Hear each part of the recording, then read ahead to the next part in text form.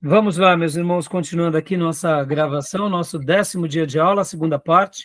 Nossas aulas estão sendo gravadas. Estamos trabalhando aqui sobre o livro-texto.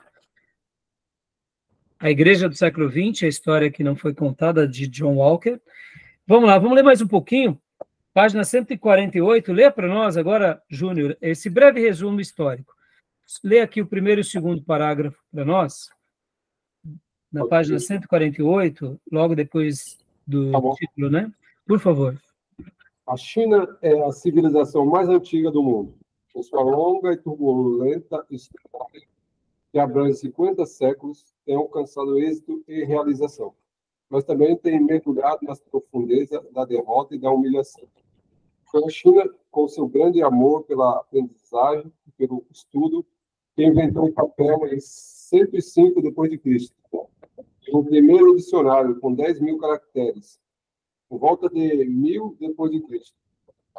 Por volta de 1000 depois de Cristo, inventou a pólvora, usada no princípio para fazer bombinhas a fim de espantar maus espíritos.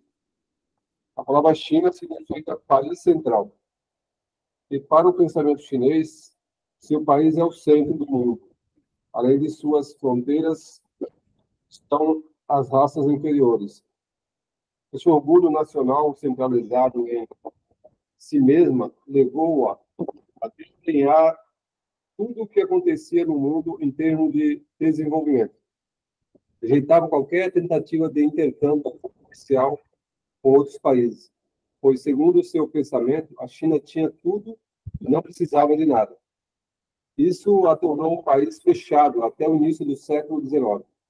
Todavia, esse isolamento seria quebrado à força, deixando envergonhada e humilhada aquela orgulhosa e culta nação. Nesse sentido, os poderes ocidentais, especialmente a Grã-Bretanha, devem assumir a principal responsabilidade. Nesta época, foram lançadas sementes que germinariam depois, resultando no surgimento e triunfo do marxismo chinês. Joia. Até aí, depois você lê outro parágrafo. Deixa eu fazer um comentário aqui, irmãos. Eu gosto muito de acompanhar o professor Roque, que ele fala muito sobre geopolítica, assim como outros geopolíticos. E uma coisa que eles falam bastante sobre a China, e é interessante que agora a gente está fazendo esse apontamento do avivamento que teve na China, ou pelo menos do evangelismo, né? Esse movimento de evangelização na China, que em virtude de toda a revolução que houve na China, principalmente essa revolução baseada no que se diz respeito ao comunismo, mas é interessante que quando os comentaristas estudiosos estão falando da China, eles têm uma visão de mundo muito diferente da nossa. Para vocês terem uma ideia, talvez vocês vão lembrar de que alguns anos atrás, assim como o Brasil passou por aquele boom de crescimento por causa das commodities, depois ali dos anos 2000, 2001 até 2010, a China ela fez algo que eles estão colhendo um fruto muito grande hoje, porque nesses últimos 30 anos, a China investiu demais em educação. Demais. Então, olha só que interessante. Eu sei que lá eles têm problemas seríssimos também, tem uma pobreza muito grande, tem essa questão de ser uma democracia somente de nome, mas ela é uma autocracia. Mas é muito complicado quando a gente fala de China, porque gerenciar uma quantidade de pessoas que a gente não tem noção. Então, assim, como eles são considerados essa civilização que já existe há séculos ou milênios, então eles têm uma maneira de lidar que eles olham, por exemplo, com isso que aconteceu no século XIX, onde, de fato, a Grã-Bretanha e o Ocidente dominaram parte da China. No primeiro momento foi uma derrota. Mas, segundo os especialistas, sabe como que os chineses viram aquilo? Os chineses viram aquilo da seguinte forma: já já nós vamos voltar a dominar sobre eles. O já já da China é já já daqui a 20 anos, daqui a 30 anos. Porque é como se, por exemplo, eles se permitissem, né? Eu estou falando aqui, é claro que isso seria né? Como? Paciência. Exatamente. Eles governam pela paciência. Eles têm uma gestão baseada no tempo. Eles não olham, por exemplo, uma tomada de decisão agora. Eles estão olhando daqui a 30 anos futuro. 40 anos no futuro. Então, de fato, esse orgulho que eles tinham, e aqui, diga-se de passagem, né, irmãos, quando a gente acompanha um pouco a cultura, tem o lado da miséria, tem o lado da exploração, tem, mas você conseguir unificar várias dinastias ou vários grupos debaixo de um mesmo chapéu durante séculos, isso é uma façanha que poucos na história da humanidade conseguiram. Então a gente tem que olhar para eles com certo respeito, porque em meio a tudo eles é uma civilização milenar. Podem ver que não sei se vocês conhecem aquele clássico Sun Tzu da Arte da Guerra, o general chinês. Aquela literatura foi escondida durante séculos pelos chineses. Aquela literatura de Sun Tzu era propriedade chinesa que somente era compartilhado entre eles. Eles não davam aquilo para ninguém. Império.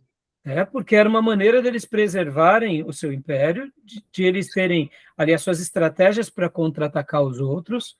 Então, assim, quando a gente olha, é uma civilização admirável. É claro, como tudo, como todos os povos têm os seus defeitos, nós hoje vemos, né, esse lado que nos deixa muito apreensivo com relação à dominação, mas, ao mesmo tempo, quando a gente pensa assim como povo, né, como civilização, como progresso, eles têm também uma história muito interessante. Podem ver que o que unificou o povo judeu é a sua tradição religiosa. E o que unificou a China é essa preservação na sua história. Eles conservam, né, de uma forma ou de outra, mesmo dentro das suas etnias, eles conservam ainda muita coisa já milenar, né, entre eles. E, irmãos, recentemente pode ver que até mesmo nós aqui do Ocidente temos, vamos dizer assim, tido bastante contato com a medicina oriental, a medicina chinesa. Não sei se vocês sabem, até hoje na China, muito das farmácias chinesas são literalmente prateleiras com ervas, né? Você precisa fazer um remédio, você vai lá na farmácia, você compra ervas. Então percebam que há uma cultura milenar ali. Claro, tem muita pobreza, muita exploração, a maneira que os líderes governam ali e impõem as suas regras é uma coisa muito, muito punho de ferro, né? O que acontece, por exemplo, sobre Taiwan, né? Vocês têm visto a polêmica que tem acontecido sobre Taiwan, mas para a China, Taiwan é da China e é uma questão de tempo para eles voltarem a dominar aquela região. Mas no período imperial, eles sofreram muito. Eles viveram no período imperial, eles ficaram muito subjugados, tanto pelos chineses, japoneses, que dominaram, tanto pelos ingleses. Até Portugal fez colônia lá em alguma cidade ou nação independente, né, autônoma Sim. da China.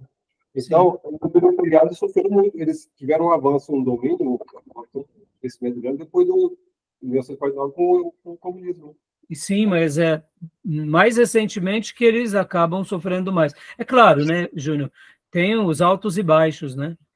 Então, mas é isso aí. Leia para nós agora esse outro parágrafo, por favor, Júnior. No início do século XIX. No início do século XIX, uma ópio estava se tornando uma ameaça social na China. A droga era adquirida na Índia e na Turquia por meio de contrabando. Seguindo o reprovável exemplo de Portugal, a Grã-Bretanha, a poderosa West India Trade Company, e com o consentimento do governo britânico, envolveu-se no contrabando para custear a compra de chá e seda da China, já que ela se recusava a comprar produtos manufaturados na Inglaterra, e se encontrava no auge da Revolução Industrial. Alarmado, o governo chinês reagiu contra o abominável tráfico que trazia tanta miséria ao seu povo, o que resultou nas duas guerras do ópio, em 1852 e 1856. Ao ser derrotada, a China foi obrigada a entregar aos britânicos a ilha de Hong Kong e outras terras ao redor, e a permitir a residência do estrangeiro ali, com o propósito de promover o comércio e outras atividades legítimas. Esse foi o começo da violação da China pelo Ocidente. Sim. Então, assim, como a gente mencionou, né, no século XIX, há uma mudança na chave. Agora, irmãos, deixa eu fazer outro comentário aqui, bem pertinente a esse momento histórico que a gente vive. Eu gosto muito de estar acompanhando, como eu mencionei para vocês, essa questão geopolítica. Podem ver que nós, que acabamos vivendo o nosso dia a dia, nós não nos apercebemos a certas coisas. Mas quando a gente pensa de uma forma um pouco maior, um pouco mais ampla, e principalmente quando a gente começa a ter olhos geopolíticos, olha que interessante. Vocês já notaram que aqui nós temos a Guiana Francesa, a norte do nosso país? Sim. Temos a Guiana, também a outra Guiana, que inclusive está até passando ali por problema ali de Esequibo com a Venezuela, que era dominada também por quem? Pelos ingleses. Sim. Nós temos também aqui, logo depois da Argentina, nós temos aquilo que conhecemos como Ilhas Malvinas. Nós temos os Estados Unidos que também, de uma forma ou de outra, eles querem, porque querem a independência de Taiwan e querem, vamos dizer assim, são os maiores financiadores e patrocinadores dessa independência. Mas perceba que os Estados Unidos, aqui eu estou fazendo uma crítica política, tá, irmãos, e geopolítica. Os Estados Unidos, eles têm ali em Taiwan, que acaba sendo praticamente, se eles hipoteticamente, né, ali se torna independente e se principalmente já é um centro militar americano, mas eles estão no nariz da China, né? Literalmente, eles estão no nariz da China. Por isso que a China ela não quer de forma nenhuma a independência de Taiwan. Porque... Autônoma, né? Hã? Autônoma. Taiwan é autônoma. Ela é autônoma, mas para a China não é, né? A Só China são os chineses rebeldes, né? Só que se analisar, ela passou por várias mãos, Portugal, britânico, mas a Taiwan, eu estava lendo um corte histórico, o maior PIB entre os países capitalistas do mundo era Taiwan. Taiwan é um país que é autônomo, né?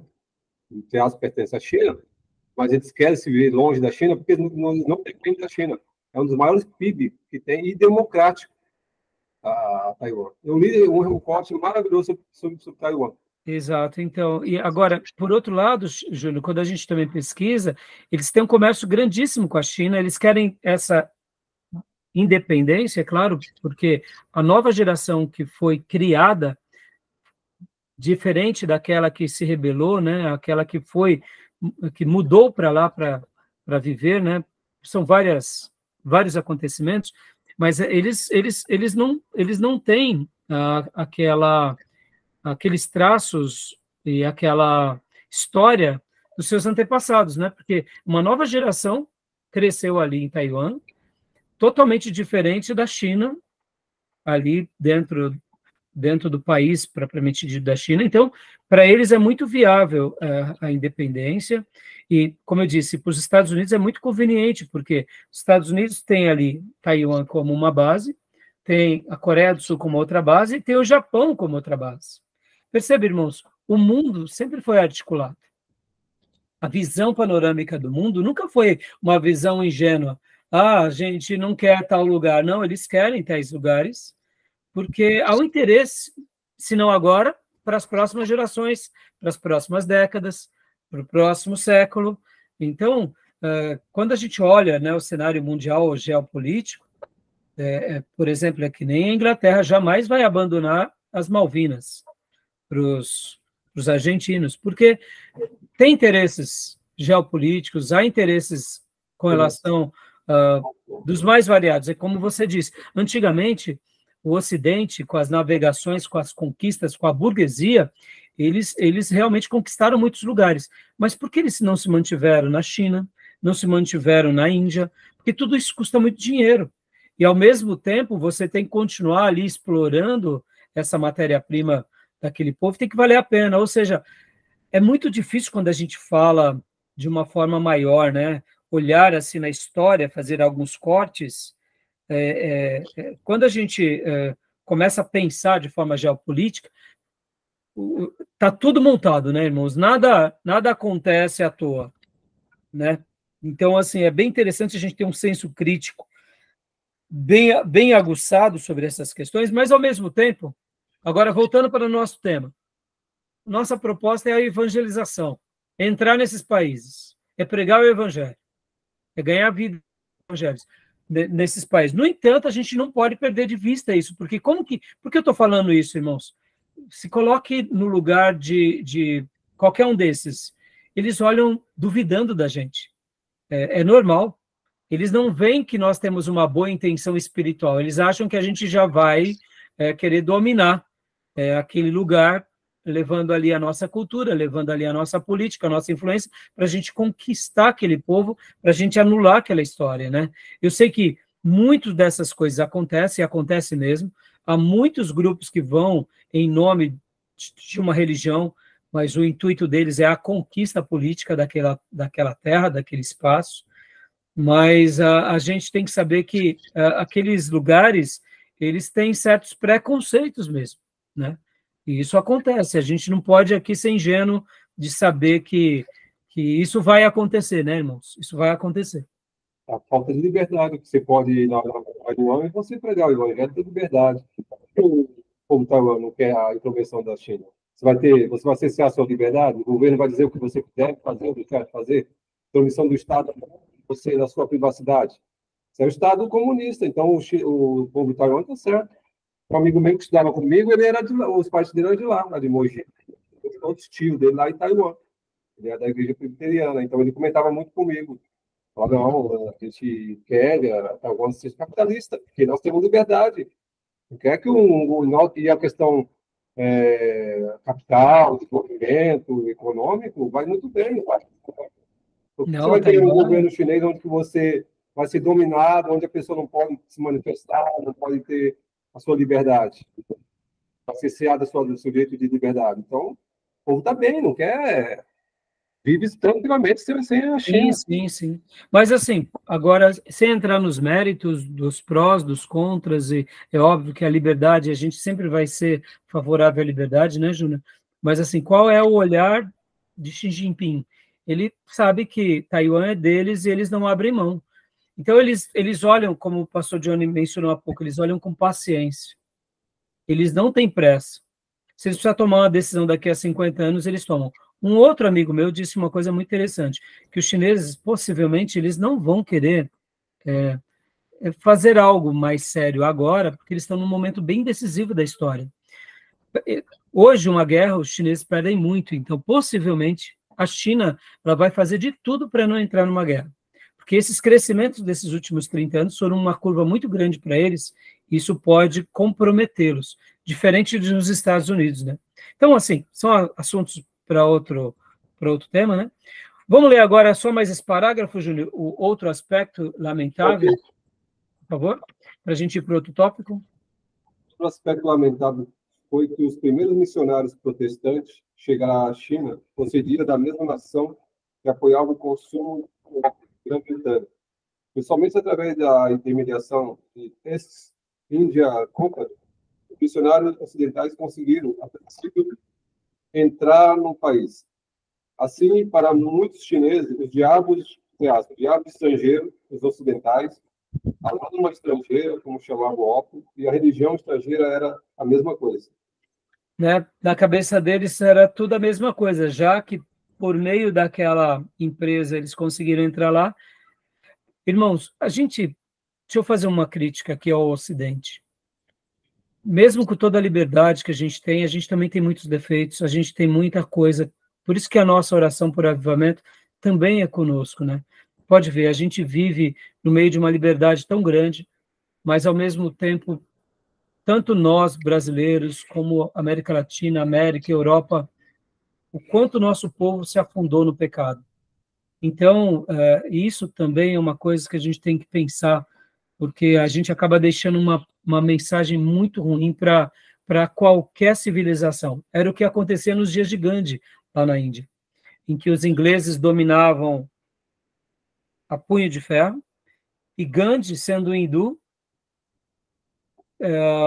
fazendo as suas passeatas pacíficas, e os ingleses batendo nele, né? Então, como que nós cristãos, né, no caso os ingleses cristãos, deixavam uma mensagem de Cristo. Então, assim, percebam que quando o nosso cristianismo ele é mais nominal do que, de fato, prático, a gente deixa uma mensagem muito negativa, né? Então, temos agora aqui, logo no capítulo a seguir, o mover de Deus e a revolução cultural, né? O autor vai trabalhar bastante esse momento, que foi um momento de muita opressão. E na página 153 temos limpando o terreno. Uma coisa bem interessante que acontece aqui, que a gente vê, né? Sobre essa questão, e isso é o que se repete em qualquer movimento, como aconteceu na Rússia, como aconteceu em Cuba, como aconteceu na Coreia, quando temos esse confronto político, como aconteceu na história da igreja primitiva, com a perseguição dos imperadores, há um fato, vai se destacando a igreja falsa da igreja verdadeira, vai sobrando e vai sendo limpo, né? Por isso que, irmãos, eu sei que a gente não quer sofrer, nós não queremos ter, assim, um cristianismo que sofra, né? É melhor termos liberdade, termos esse momento aqui, do que, de repente, entrar aí soldados nas nossas casas, nos levar preso. Mas se caso tudo isso fugir dos nossos controles, Deus é o Senhor da história e que o Senhor nos ajude a sermos fiéis. Só isso, né?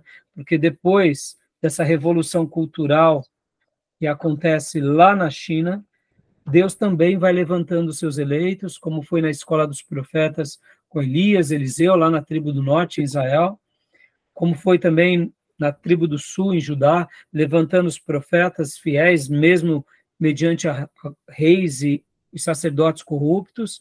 A igreja falsa da igreja verdadeira vai se distinguindo.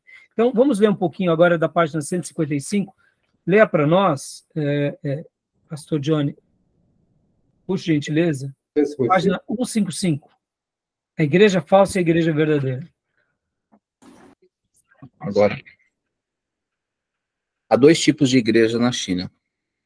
A igreja oficial, controlada pelo governo, com aparente liberdade religiosa, e as igrejas independentes nos lares, onde tem ocorrido o avivamento. A igreja oficial tem seus lugares de culto nos prédios reabertos para reuniões com permissão do Departamento de Assuntos Religiosos. Ela opera sob a vigilância do movimento das três autonomias, apesar de gozar de certa independência. Embora tenha liberdade para escolher seus próprios pregadores e administrar suas finanças, os líderes devem frequentar as aulas de doutrinação do movimento para estar cientes das diretrizes do partido. Dá uma pausa até aí, pastor. O nosso querido reverendo Hernandes Dias Lopes falando um pouco sobre aquele período da igreja que os imperadores romanos perseguiam os nossos irmãos da igreja primitiva.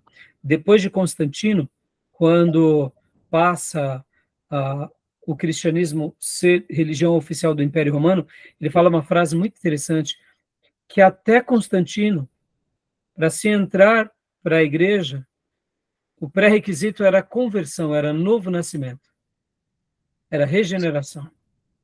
E depois de Constantino, para se pertencer a uma igreja já era uma questão mais política, fazia parte do Estado. Agora você já estava dizendo, eu pertenço a esse Estado, eu pertenço à religião oficial do Império. E ali começa o que nós aprendemos muito bem nas aulas passadas, e aqui também a gente vê isso, e a gente não só vê isso, mas a gente vê isso na história da igreja, a gente vê isso depois da Reforma Protestante ali, com os anglicanos. Irmãos, a história vai se repetindo, por isso que eu sou enfático aqui. Eu sou muito enfático com essa questão da política, com essa questão dos nossos envolvimentos, até onde a gente vai, por que vai, como vai, porque parece bobeira, mas não é bobeira, mais cedo ou mais tarde. Se nós não nos perdermos, as outras gerações futuras se perderão. O reverendo ainda Hernandes Dias Lopes, no seu material, ele comenta sobre o primeiro convite ao primeiro papado da história. E aí ele faz a menção do convite do imperador e aquele considerado bispo, disse, não, eu não posso assumir um papel que pertence a Cristo. Cristo é o grande bispo da igreja. Logo depois dele, um outro líder religioso assumiu e se torna o primeiro papa da história. Então, assim, é bem interessante que aqui a religião oficial, ela sempre vai ter certos... Focas, né? Hã? O primeiro papa foi Focas, né? Não entendi. O primeiro papa foi Focas. Não deu para entender, Júnior. O primeiro papa foi Focas. Eu não me recordo o nome agora, Júnior, de verdade. Né? Foi. Então, e aí o nosso querido pastor, ele faz essa citação, isso me fez lembrar, né? Essa religião institucionalizada, que sempre vai existir, irmãos. Deixa eu falar aqui para vocês, na Rússia também, durante o comunismo, ainda sobrou os católicos ortodoxos gregos. Uma minoria, mas sobrou. Mas era totalmente também supervisionado por quem? Pelo comunismo. Ou seja, não tinha expressão nenhuma, não podia fazer muita coisa. Se fizesse, eram fechados. Então, é uma religião institucionalizada. E agora, pastor? E esse comunismo da Rússia, da Ucrânia, e essa religião ortodoxa grega, é legítimo? É só fachada? Irmão, eu não sei te dizer.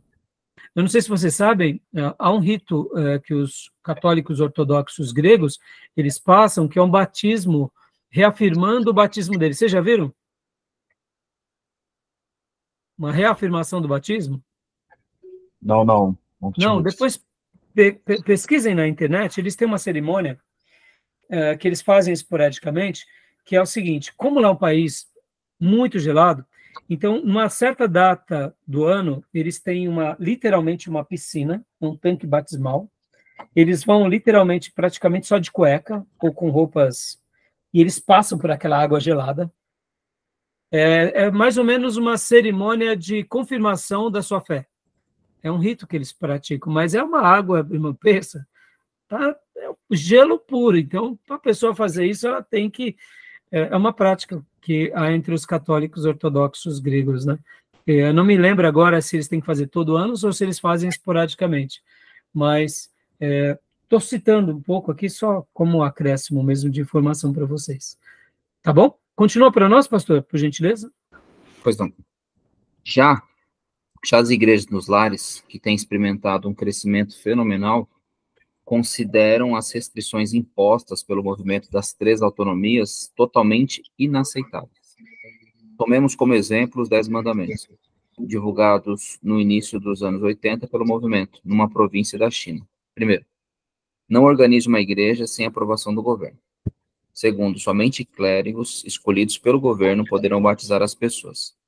3. Não mantenha contatos com organizações religiosas do exterior, nem compre livros estrangeiros.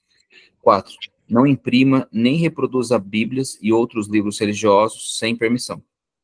5. Não viaje de cidade em cidade para propagar a religião. 6. Mantenha a religião para você mesmo. 7. Não ore todo dia. Ore só aos domingos. 8. Não transmita ideias religiosas aos menores de 18 anos de idade. 9. Não cante canções religiosas aos menores de 18 anos de idade. E 10. Não solicite contribuições para promover a religião, aumentando as cargas dos crentes. Meus irmãos, 10 mandamentos dos quintos, não? O cão, né? Exatamente.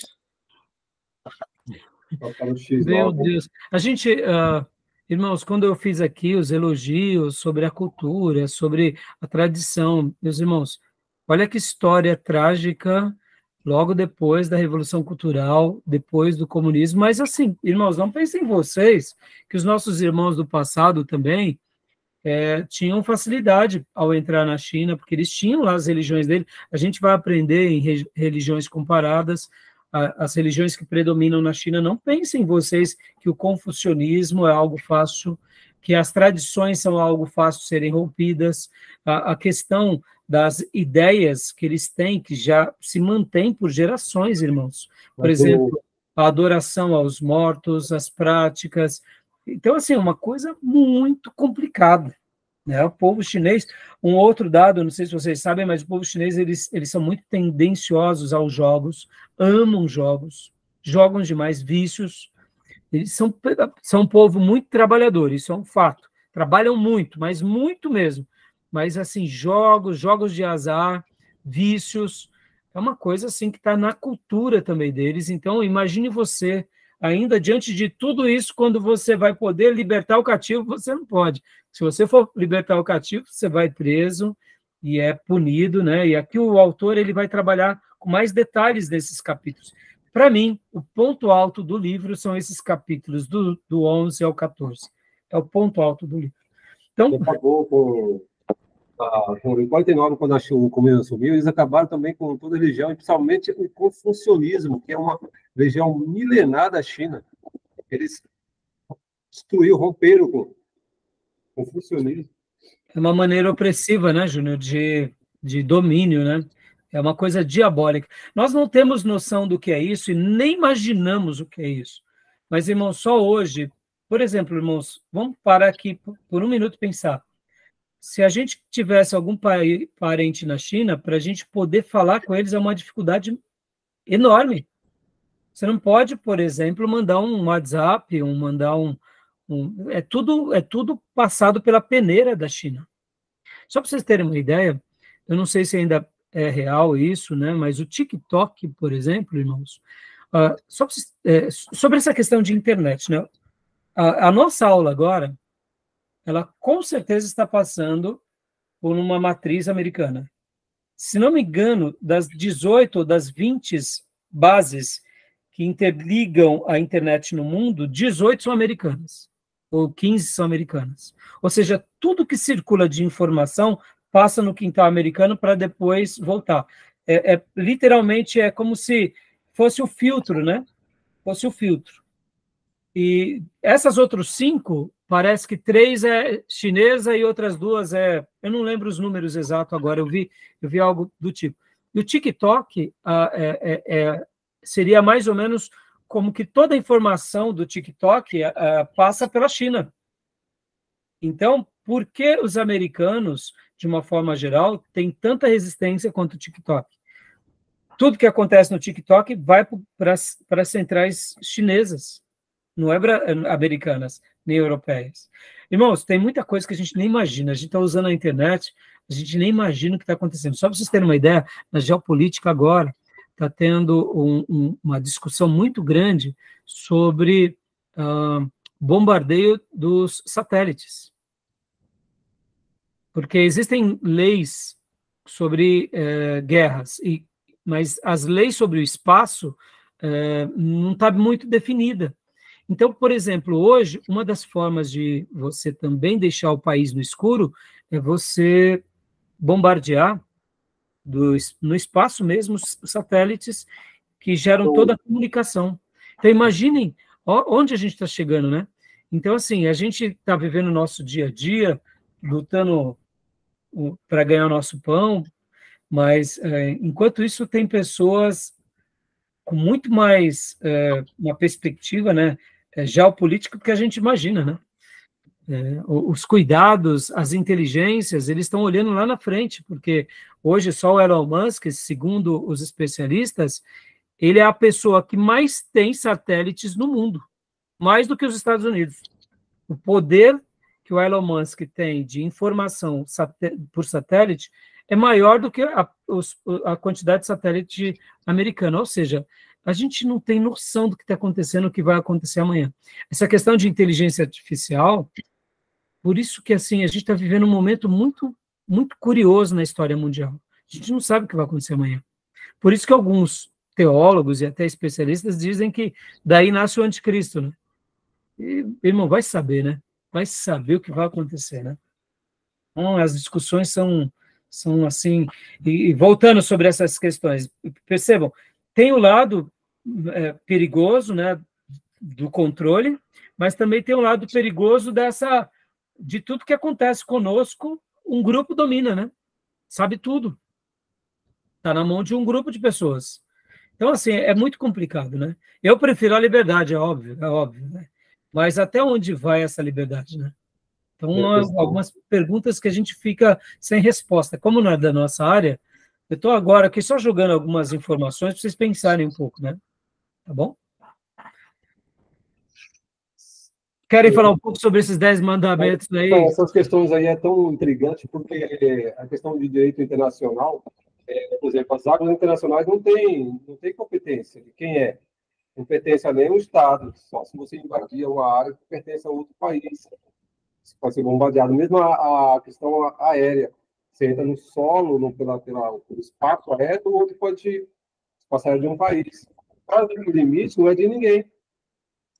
É muito complicado, né, Júnior? Né? É muito complicado.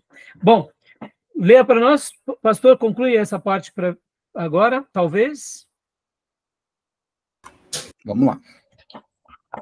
Talvez o que está acontecendo na China seja um prenúncio do que ocorrerá em todo o mundo no final dos tempos. Haverá uma igreja verdadeira e uma igreja falsa, direcionadas pela atitude de cada coração em relação ao senhorio de Cristo. O livro do Apocalipse nos mostra essas duas igrejas em sua expressão final. A noiva, ataviada para seu noivo, e a meretriz, embriagada com o sangue dos santos e das testemunhas de Jesus. Haverá muitos verdadeiros filhos de Deus que se encontrarão junto à meretriz, assim como existem no movimento das 3 autonomias na China. Uma voz soará do céu antes do juízo. Sai dela, povo meu, para que não sejas participante de seus pecados e para que não incorras em suas pragas. Essa frase é maravilhosa, esse parágrafo é maravilhoso. Ao refletir sobre essas complexidades que a gente está vivendo, esse momento tão antagônico, esse momento de tanta tensão, descansamos em Deus, sim, quando olhamos para a soberania. Mas realmente essas palavras aqui do nosso irmão Joe Walker podem ser isso mesmo. Talvez a igreja que vai desbravar esse grande avivamento vai viver momentos assim, esse momento antagônico, onde haverá uma opressão sobre o mundo, sobre todos nós, para que a gente não pregue, para que a gente não fale, para que a gente não tenha essa liberdade, né? Mas sempre haverá a diferença entre a igreja verdadeira e a igreja falsa. Lembrando, né, irmãos, que ao vermos na história da igreja, a igreja verdadeira ela sempre será triunfante, mesmo com todas as nossas falhas. Isso não quer dizer que não teremos dificuldades e nem provações. Tá bom? Aí o autor aqui ele vai trabalhar agora bastante sobre aquela questão da igreja nas casas. Uma das coisas mais lindas desse livro agora é quando ele vai trabalhar na página 161, preparados para sofrer. E aí ele vai fazer aqui várias citações de um dos maiores pastores que nós já tivemos no mundo no século passado, que é White Money. Leia para nós, Gil, por gentileza, a página 161, preparados para sofrer. O Júnior, no início da aula anterior, ele até mencionou sobre White Money. Eu sempre gostei de conhecer sobre ele, de ler um pouco sobre ele.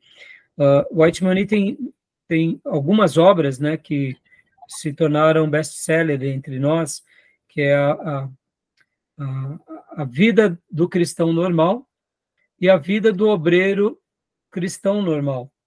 Entre muitas outras obras também que ele tem, mas olha que interessante, irmãos. White Money era mais lido nos países americanos e no Ocidente do que mesmo na China. Até porque ele estava preso e sofrendo muito, então tudo que ele escrevia era compartilhado ali com muitas ressalvas entre os cristãos chineses, mas por causa da opressão, acabava não tendo aquela popularidade entre eles. Mas quando chegava um texto de White Money na China, ou melhor, nos Estados Unidos, aquilo se popularizava de uma forma tão grande. Então, assim, eu diria que o White Money prefigura muito bem para nós um profeta Jeremias. Um profeta Jeremias. Um profeta Jeremias contemporâneo, que está ali pregando, é claro que nas suas devidas proporções, é óbvio, que o profeta Jeremias estava pregando ali para o seu próprio povo de Deus, e o povo de Deus não queria saber. Mas eu acredito que o profeta Jeremias, ele alcançava o coração daqueles discípulos dos profetas da tribo do norte, Eu sei que já tinha vindo o cativeiro assírio na tribo do norte, mas aonde tinha um filho de Deus espalhado na terra, o profeta Jeremias, a mensagem dele chegava. White Mania é isso para nós, né? Porque realmente ele é algo admirável. Uma coisa que marcou muito a minha vida, na vida de White Mania, é isso. Talvez foi uma síntese da vida dele, que a vida espiritual, ela não deve ser considerada por um cristão como algo anormal. A vida espiritual e sobrenatural é o normal do cristão, né? Talvez essa não seja uma frase de White Mania, mas quando eu lembro de White Mania, eu me recordo desse princípio, de que ele foi um cristão espiritual, de que ele foi um obreiro espiritual, de que a vida espiritual e sobrenatural é algo normal para o cristão e principalmente para o obreiro. Perceba, hoje nós sofremos de um mal muito grande. Quando um irmão na nossa igreja ele é um pouco mais consagrado, só porque ele ora um pouco mais, o irmão é especial. Não, não, é o normal. É verdade. É o normal. Orar é normal, jejuar é normal, amar a Bíblia é normal, fugir do pecado é normal. Mas não, a gente vive um cristianismo tão ralo que o irmão que é um crente consagrado, ele já começa a destacar na comunidade e o pessoal já quer chamá-lo de pastor. Não, não, meus irmãos, ele é só um crente. É só um crente. Piedoso, só um crente. É normal. Então, perceba como a gente está vivendo um período caótico na nossa história. Por que eu estou falando isso? Deixa eu até fazer aqui um desabafo. Quantas são as vezes que a gente se depara com crentes que conhecem tanto a Bíblia, mas eles não são consagrados, não são piedosos, não têm temor, não têm fidelidade. Meu irmão, eu chamo isso de crente desviado, tá? Eu não tenho problema. Falou, meu irmão, tua teologia é brilhante, teu conhecimento é surpreendente, mas se a tua vida, se você não se arrepender e não voltar de novo, você vai estar duplamente condenado, você está desviado, filho. Teórico. Isso é um teórico, isso é perigoso. Então, hoje a gente está cheio de teórico. Irmãos, não se impressionem com teóricos. Teóricos, na minha opinião, eles acabam sendo peças de tropeço. Cabeça cheia e coração vazio são terríveis, entendeu? Então, eu costumo falar muito isso na igreja, irmão, não é o quanto você sabe, não é o quanto você conhece, não é quantos livros você tem, não é nem o que você fez, é como você vive. Está vivendo, está temendo a Cristo, está tendo piedade, está tendo consagração, aleluia, isso se mantém normal.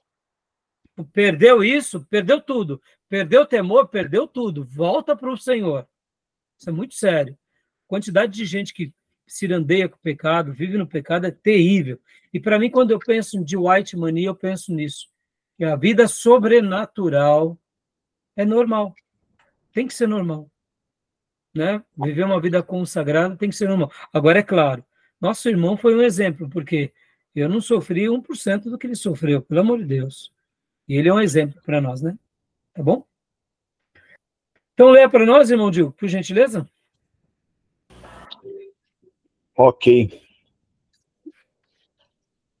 White Mania ministrou sobre esse assunto antes que as autoridades comunistas o encerrassem na prisão por 20 anos. Deus o estava preparando para aquilo que viria, à medida que ele preparava o rebanho.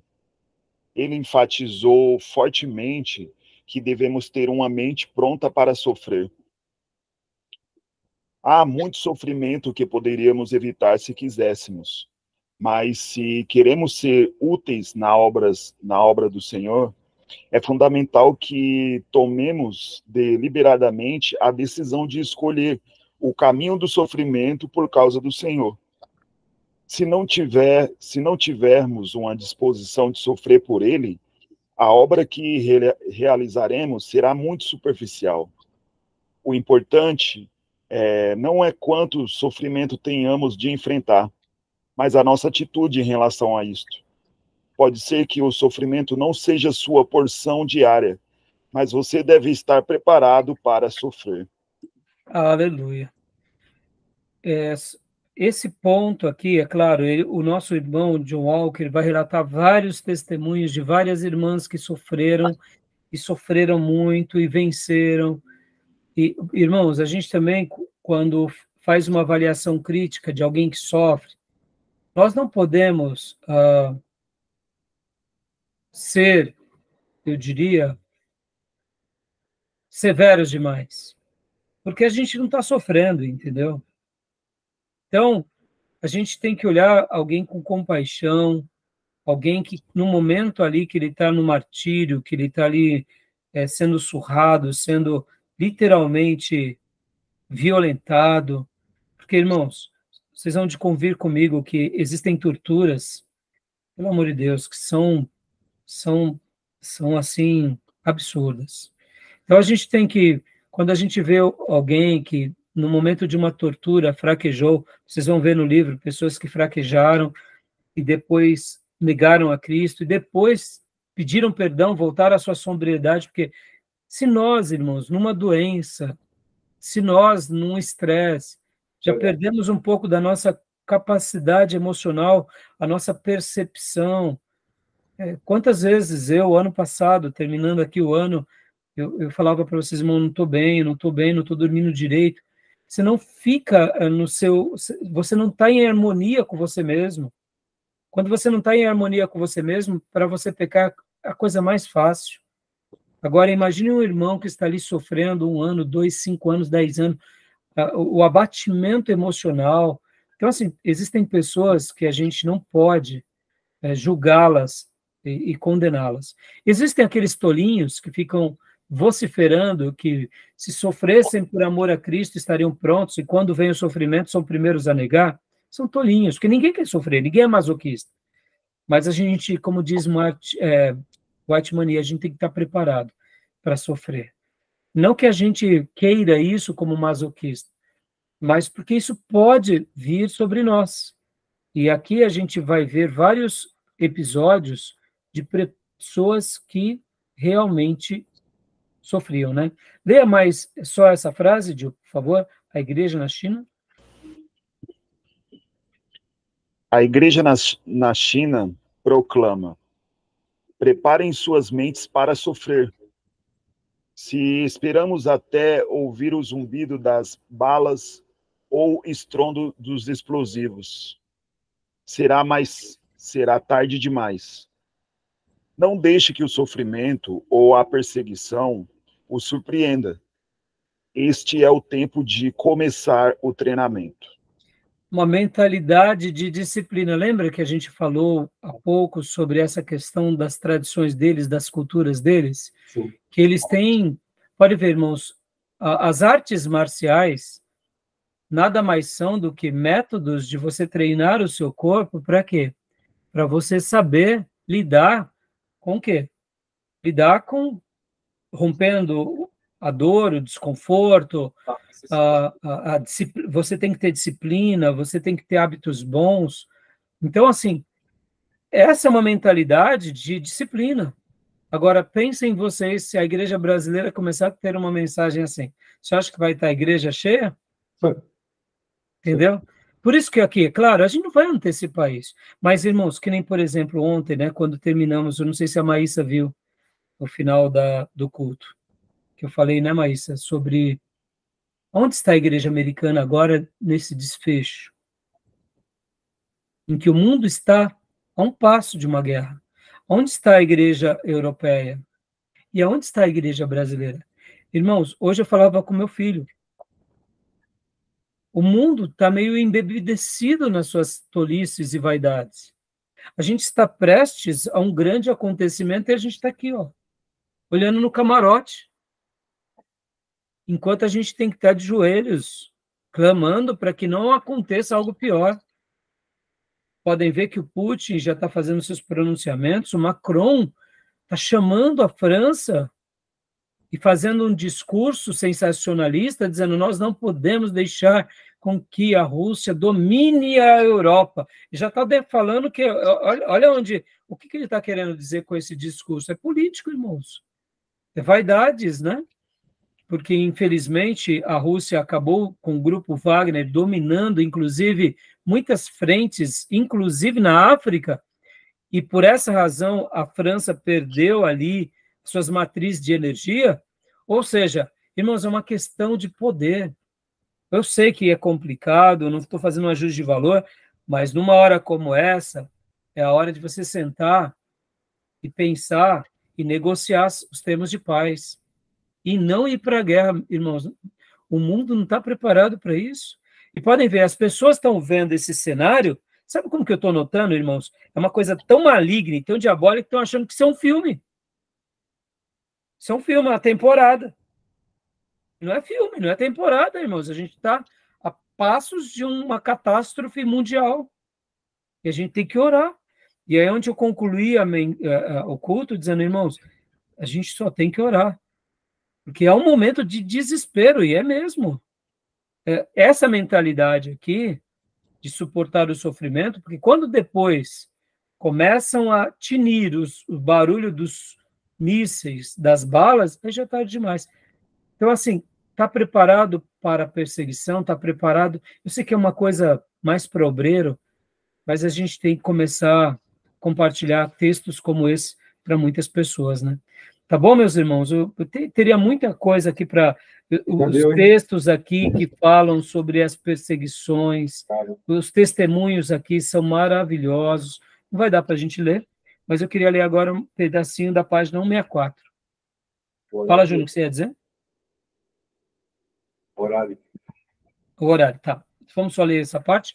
Maísa, lê para nós o 164, oração dinâmica. 165, né, pastor? 165? Uhum.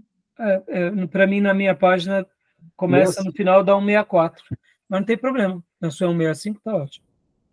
Oração dinâmica. Os chineses têm um ditado: muita oração, muito poder. Pouca oração, pouco poder. Nenhuma oração, nenhum poder. Sem dúvida, a pressão da perseguição tem aprofundado e intensificado a vida de oração da igreja chinesa. Foi um processo lento que começou depois do período de 1966 a 69 da Revolução Cultural. Uns poucos servos de Deus, movidos pela desolação espiritual que enfrentavam, começaram a orar por um avivamento. Insistiam em que os demais deixassem de lado seus temores e fizessem o mesmo. Esses pequenos grupos secretos de oração se transformaram em igrejas caseiras cheias do Espírito. Destituídos de líderes ordenados, levantaram-se líderes leigos para tomar seus lugares. O Espírito de Deus movia-se por toda a China, e igrejas caseiras surgiram em cada cidade e em incontáveis vilarejos. Mais uma vez, a nova igreja chinesa surgiu a partir da oração. E aqui vai contar várias outras histórias maravilhosas, não vai dar para a gente entrar nos detalhes, tá bom, meus irmãos? Deixa eu só ver aqui. Aqui. Leia para nós, depois desse tem um parágrafo, uma cidade, uma senhora, em algumas comunidades, esse parágrafo, mas... Em algumas comunidades, os cristãos se reúnem todos os dias para orar por seu país. Os que têm tido o privilégio de estar com eles falam do espírito de urgência que caracteriza suas orações. Alguém que realizou uma investigação acerca do crescimento das igrejas nas casas descreve a vida disciplinada de oração dos crentes como a característica principal. Não há nada de egocentrismo em sua forma de orar. Sua vida de oração engloba o mundo. Uma das cidades mais importantes da China, um grupo se reúne todo sábado às 9 horas da manhã até às 3 da tarde para orar e jejuar. Seu principal pedido é que as escolas bíblicas e seminários do Ocidente permaneçam fiéis à palavra de Deus. Oh, meu Deus. Meu Pai. Só aqui, meus irmãos, a gente vê o tamanho da nossa dívida que a gente tem com o mundo. Quem sabe a gente está aqui de pé por causa desses chineses. Estão orando por nós lá. E aí é a hora da gente se preparar aqui para, quando o Espírito Santo falar, vai para tal lugar, a gente ir. Porque é maravilhoso poder ouvir um relato desse, que não tem motivação egoísta, se reúne só para orar, para que o povo de Deus continue sendo fiel. Fantástico, né, irmãos? Fantástico, tá bom? Vamos dar uma pausa aqui, meus irmãos? Ok. Né? Essa parte, como eu disse para vocês, para mim é o ponto alto do material, tá bom? E a gente abre já já o último bloco. Querem fazer alguma pergunta? Falar alguma coisa? Não? Não. Então vou parar aqui a nossa gravação, tá bom?